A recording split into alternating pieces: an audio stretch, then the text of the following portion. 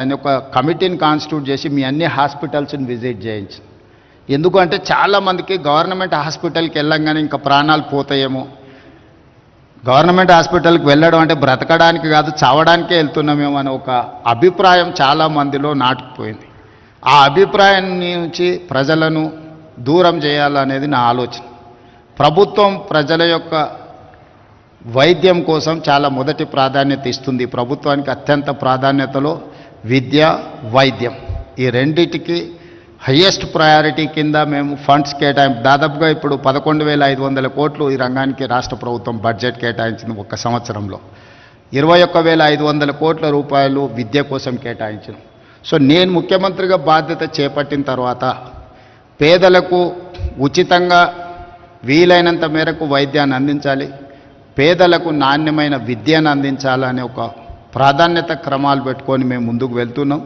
ఇందులో ఏమాత్రం అవకాశం ఉన్నా మీ సమయాన్ని మీరు కేటాయించుకుంటూనే ప్రభుత్వం చేపడుతున్న కార్యక్రమాలకు కూడా మీ వంతు సహకారం ఉండాలి. నేను ఈ వేదిక మీద నుంచి రాష్ట్రంలో చదువుకున్న డాక్టర్లందరికీ నేను ఒక విజ్ఞప్తి చేస్తున్నాను. సంవత్సరంలో ఒక్క నెల అయినా ప్రభుత్వ ఆసుపత్రులలో పనిచేయండి. 11 నెలలు మీరు మీకు నచ్చిన ప్లేస్లో మీకు నచ్చిన జీతం తీసుకొని మీకు నచ్చిన లైఫ్ను మీరు లీడ్ చేయండి.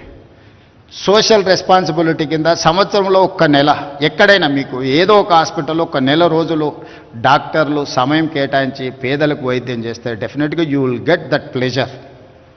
మనం ఒక వృత్తిలో మేము పబ్లిక్ లైఫ్లో ఉన్నప్పుడు చాలా రకాల పనులు చేస్తుంటాం, కానీ జాబ్ సాటిస్ఫాక్షన్ కోసం, పర్సనల్ సాటిస్ఫాక్షన్ కోసం కొన్ని సెలెక్టెడ్గా కొన్ని పనులను ప్రత్యేకంగా సమయం కేటాయించి పని చేస్తూ ఉంటాం ప్రజాప్రతినిధులుగా. అదేవిధంగా నేను డాక్టర్లకు విజ్ఞప్తి చేస్తున్నా, సంవత్సరంలో ఒక నెల మీ ఇష్టం ఏ హాస్పిటల్లో ఏ నెలలో పనిచేస్తారో మీరు గవర్నమెంట్కి ఇండికేట్ చేయండి.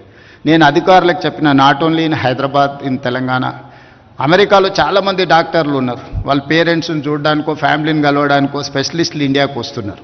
They wanted to serve something, but they don't have any platform where to go, how to go, where to serve, when to serve. They don't have any information. That is why I have told my people to create a platform, ask them to put some information.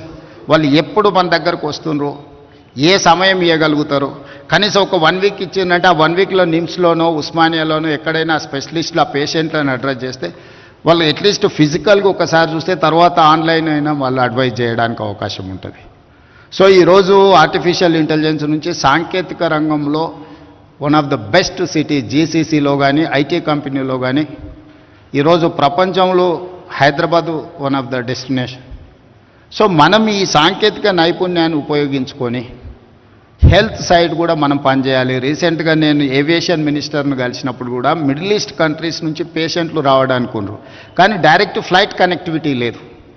వాళ్ళు బెంగళూరులోనో లేకపోతే ఢిల్లీనో లేకపోతే కలకట్టాలో land అయ్యి మళ్ళీ అక్కడి నుంచి ఇక్కడికి రావాలంటే ఆ పేషెంట్లకు చాలా ఇబ్బంది అవుతుంది.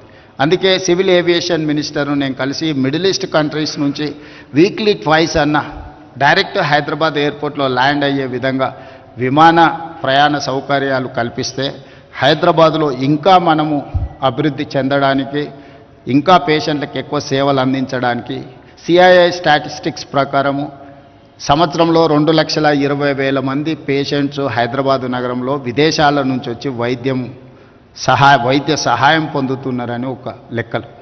So that's highest.